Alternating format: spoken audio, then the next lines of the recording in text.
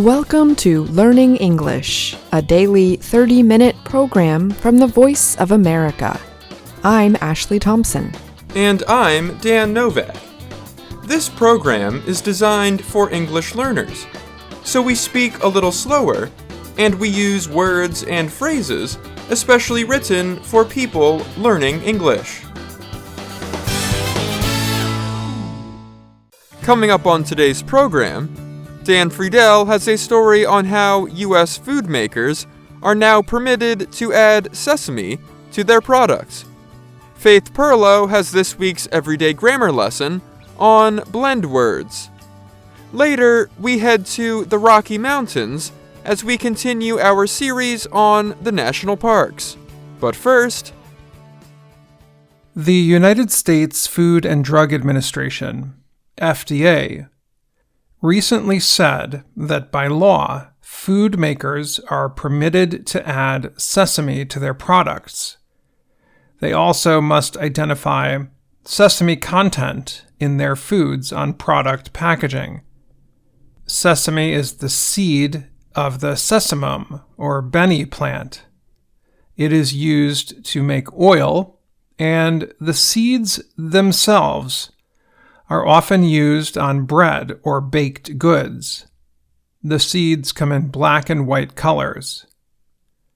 Sesame is used in many foods to add a nutty flavor or some crunch. But the American nonprofit group, the Center for Science in the Public Interest, CSPI, says about 1.6 million people are allergic to the seeds. Someone who is allergic can get very sick after eating the seeds. People with the allergy usually learn to stay away from traditional foods that contain sesame. The CSPI is protesting to the FDA about a law that went into effect in January.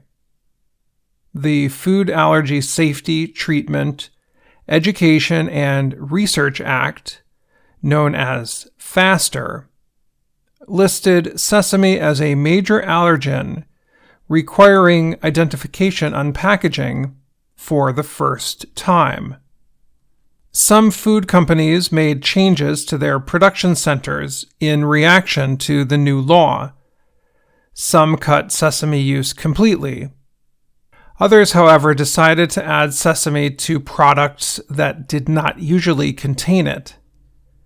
As long as they identified the sesame on the food packaging, they were obeying the law fully. The CSPI and other organizations argue that adding sesame to foods that did not contain it in the past limits food choices for allergic people. Some food companies say it is too hard to prevent sesame from getting into some products, or it is too costly to change their production centers. It is easier to add sesame and identify it legally. Some restaurants are also adding sesame to their foods and noting it on menus or meal listings in order to meet the requirements of the food law. Robert Earl is a food safety advocate. He said the practice will put people with food allergies in danger of getting sick. It puts our community at greater risk, he said.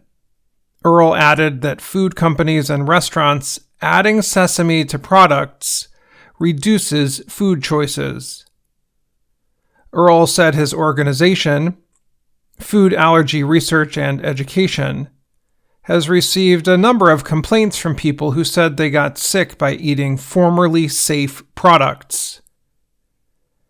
Ruchi Gupta is a children's doctor at Northwestern University. She is director of the Center for Food Allergy and Asthma Research there. Gupta called the FDA's decision disappointing and noted that the food company and restaurant changes are permitted by law. However, she said she hoped the FDA would have come out in a way to try to discourage putting sesame in unusual products. Robert Califf leads the Food and Drug Administration. In a message posted online in 2023, he wrote about companies adding sesame to their foods. He called it a practice with an outcome we do not support. He said it does not break any rule, but that it limits options for consumers who are allergic to sesame. He also noted that consumers should check the label every time you buy a food product, even if you have eaten it before and didn't have an allergic reaction. The FDA also said companies cannot use language like may contain sesame if the product does not contain it. Peter Lurie heads the CSPI. He said he hoped the FDA's recent statements would send a message to food companies. He said, "It's on the companies to act responsibly if the FDA is not going to force them to make changes."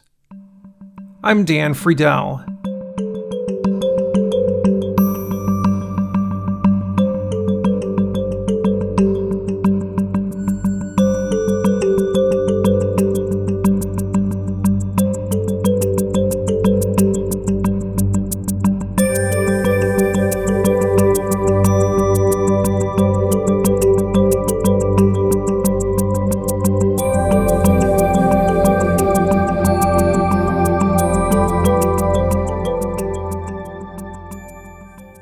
What do the words tween, Barbenheimer, and brunch have in common? These words are portmanteaus, words that are formed by combining parts of two separate words. But unlike compound nouns, which are formed from two words, portmanteaus combine parts of the spelling of each word and their meanings. In this week's Everyday Grammar, we will learn more about how portmanteaus are created. We will also learn about their history and find out some common portmanteaus in English. Portmanteaus are blend words in English. They are formed from words or parts of words that are combined in some way. The spellings of the original words are combined into the new word, and their meanings are blended too. At the start of this lesson, you heard the word tween. This is a blend of teen and between. This portmanteau means the age in between childhood and the teenage years, or around 10 to 12 years old. Barbenheimer is a blend word of the movies Barbie and Oppenheimer. It is used to describe the event of seeing both movies on the same day. Both films came out in movie theaters on the same day last month. And brunch is a common weekend meal that combines breakfast and lunch. Brunch is often eaten in the late morning and early afternoon, and includes food and drink choices from both meals. Where does the idea of portmanteaus come from? We borrow the word portmanteau from French.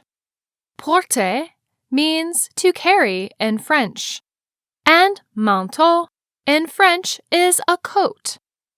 When both words are blended, a portmanteau means a large suitcase that folds in half and can carry a lot of things. So how did a suitcase come to mean all blend words in English? We have British writer Lewis Carroll to thank for linking the word portmanteau to blend words in English. Carroll wrote Alice's Adventures in Wonderland. In his follow-up book, Through the Looking Glass, Carroll wrote about the idea of portmanteaus. In the story, Alice reads a book with a poem called Jabberwocky. In the poem, Carol makes up several blend words. Alice is confused, so she asks another character, Humpty Dumpty, about the words. He answers, "You see, it's like a portmanteau. There are two meanings packed up into one word." Just like the piece of luggage called a portmanteau has two sections folded into one, a portmanteau blend word carries both meanings of the original words, but folds them together to create a new word. Let's look at some common portmanteaus. Portmanteaus can be nouns, verbs, or adjectives. Some portmanteaus are created by combining the beginning section, syllable or letters, of the first word with the final part, syllable or letters of the second word. They are often used in entertainment, for names of places, in government, for food, and for technology. Here are a few common portmanteaus. A biopic is a blend of biography and picture. It means a film about a person based on their life. Chillax is a blended verb of chill and relax, and means to calm down. Cosplay is a combination of costume and role play. Cosplay is when people dress up as characters from video games, literature, films, or television. Hangry means to be angry because you are hungry. Motel is a combination of motor and hotel. It is like a hotel, but for people driving on long road trips. Smog blends the words smoke and fog to create the noun that describes air pollution. Email is a blend of electronic and mail. It is the computer-based alternative to paper mail. Internet is also a portmanteau, which combines interconnected and network. Podcast combines iPod with broadcast. Podcasts are digital audio programs. And lastly, we have vlog. It is a blend of video and log. These are journals that people record with a video camera and publish online. In today's report, we learned about portmanteaus. Portmanteaus have an interesting history in the English language. Writer Lewis Carroll created several portmanteaus and described the term in his book, Through the Looking Glass. Portmanteaus blend the spelling and meanings of two words together. Brunch, vlog, and hangry are all portmanteaus. Now it's your turn. Take the portmanteaus you learned today and try to use them in sentences. You can write your sentences in the comments or send us an email at learningenglish@voanews.com. And that's Everyday Grammar. I'm Faith Perlow.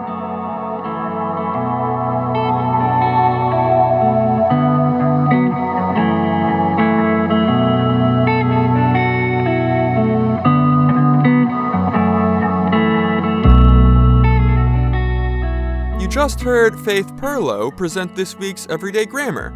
Welcome back to the show. Thanks, Dan. I'm happy to be back talking about portmanteaus. So, you shared many portmanteau blend words in your story this week. Do you have a favorite blend word or two? Of course I have a favorite blend word. I actually have two favorite blend words. The first one is glamping, which is a blend of glamorous and camping. It is camping, so staying outdoors, which is a really popular activity in the United States, but you have available some of the luxuries of home. For example, like a bed or a working toilet, or even running water. I like this word because it's turned more people on to the outdoors and being close to nature. And I've done my fair share of regular camping, being from West Virginia, but I would like to try glamping one time. What's another favorite blend word? Spork. It's fun to say, and a very useful object. It is a utensil that combines a fork with a spoon. So you can eat your food with the fork part or scoop it with the spoon part. That would be a good utensil for camping, or in your case, glamping. Yes, it would. Do you have any favorite portmanteaus, Dan? There's actually several words I didn't even know were blend words, so it was interesting to learn that glob is a portmanteau. Glob is a mix of gob and blob. All are basically synonyms for a lump of a substance. For example, a glob of peanut butter. That's a good one. Thanks again for joining us, Faith.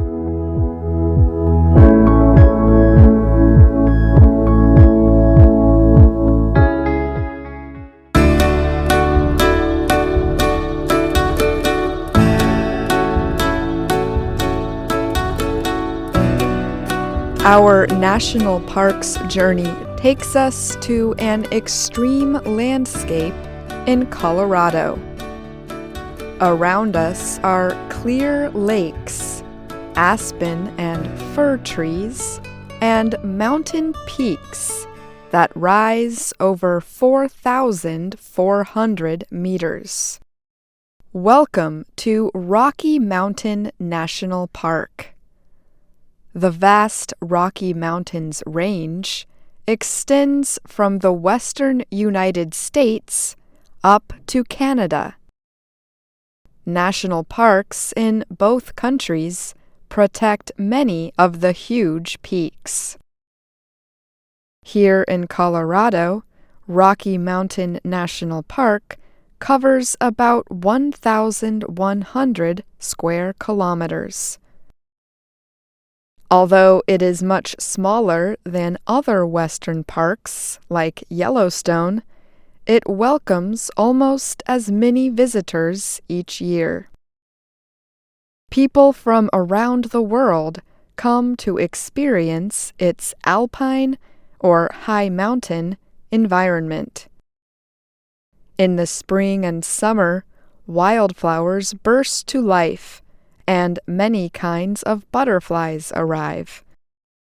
In the fall, the aspen trees turn bright yellow and orange. In the winter, deep snow blankets the park. Its peaceful alpine lakes freeze over.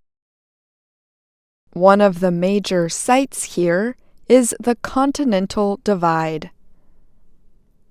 The area in the high mountains separates the rivers that flow into the Pacific Ocean from the rivers that flow into the Atlantic Ocean. The Rockies' huge glaciers form the rivers. Glaciers help tell the natural history of the land. Over millions of years, glaciers carved deep canyons out of rock. Erosion from wind and water formed the mountains' sharp summits that we see today. Rock at the top of these summits is some of the oldest found on Earth. It was not until 11,000 years ago that humans began living in the area. The Utes tribe settled here for part of the year thousands of years ago. Winter was too severe to survive. When the weather warmed, they lived in the green valleys and meadows and near the lakes. In 1803, the U.S. government gained control of the land we now call Rocky Mountain National Park. It came as part of the Louisiana Purchase, which almost doubled the size of the United States. In the 1840s, American writer Rufus Sage came to the Rockies. He wandered the area from 1841 until 1843, spending time with fur trappers, Native Americans, soldiers, and hunters. His long and detailed account of mountain life was published in 1846. He called it Scenes in the Rocky Mountains. Rufus Sage wrote, "Further on were yet higher summits, surmounted by pines and cedars, raising their heads in stately grandeur far above the sweet valleys at their feet." Taken together, the scenery was not only romantic and picturesque, but bewitching in its beauty and repulsive in its deformity. Beginning in the late 1850s, gold and silver rushes brought huge crowds to the Colorado Rockies. Miners arrived in search of the precious metals. They settled temporary cities. One of the best known is called Lulu City. It was settled in the late 1870s after miners discovered silver nearby. By 1880, more than 500 miners lived in Lulu City. It had a meat shop, a post office, and many houses and mining companies. Lulu City was short-lived. In just 5 years, miners left town, seeking other opportunities. Today, some visitors choose to hike to this ghost town, where they will find old cabins and remains of buildings. As more and more people came to the area, concern for protecting the natural environment grew. In 1909, the nature guide and naturalist Enos Mills began pushing for the creation of a national park here. He first climbed the towering Long's Peak when he was just 15 years old. Long's Peak is the area's tallest mountain, at 4,346 meters. Mills made the hike 40 times by himself during his lifetime, and almost 300 times as a mountain guide.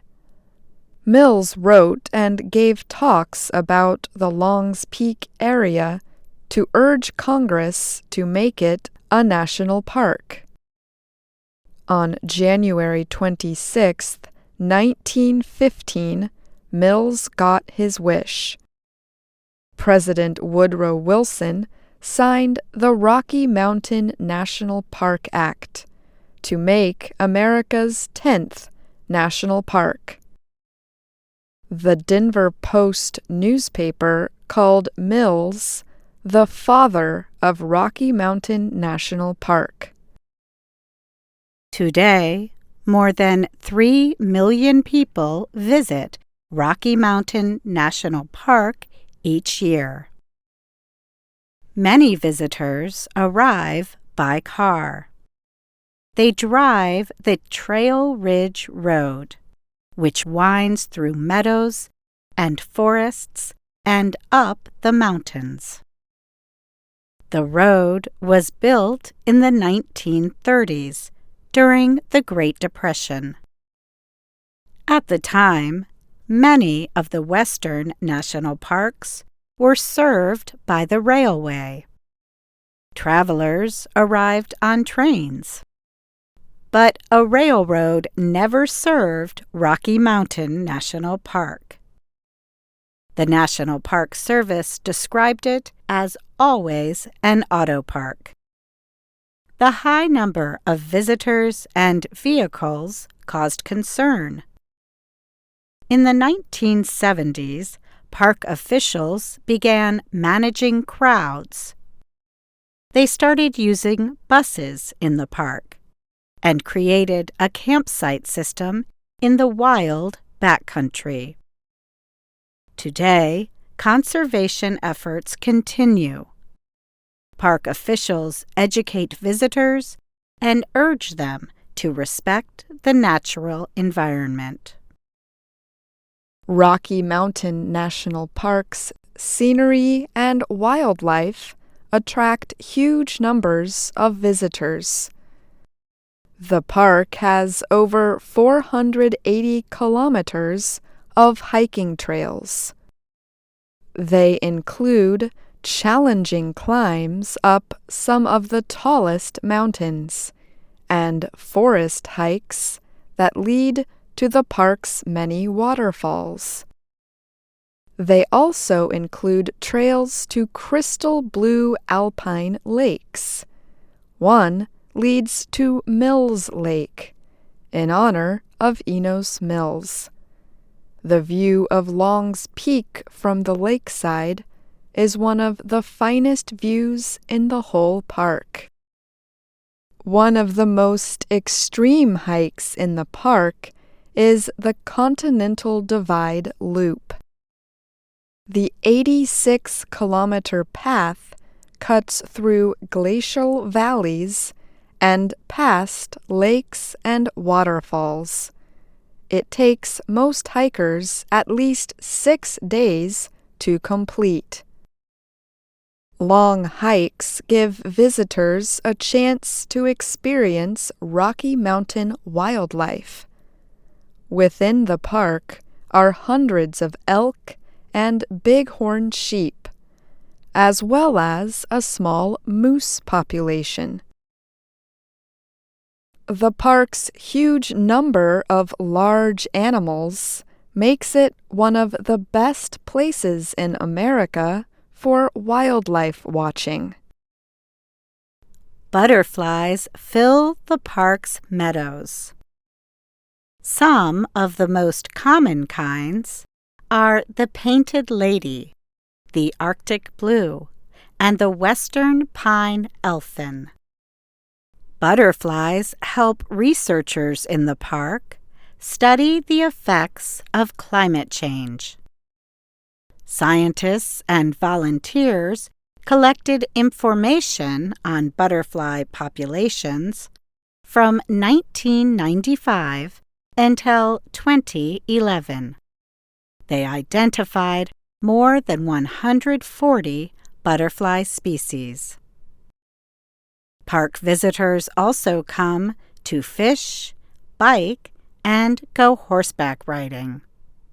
The animals are permitted on most of the park's hiking trails. You can ride in the park on horseback. You can explore on foot. You can sleep under the stars. You can sit by a clear, quiet lake. However you visit Rocky Mountain National Park, you will likely find, in the words of Enos Mills, the paths of peace and a repose that is sweeter than sleep. I'm Katie Weaver. And I'm Ashley Thompson.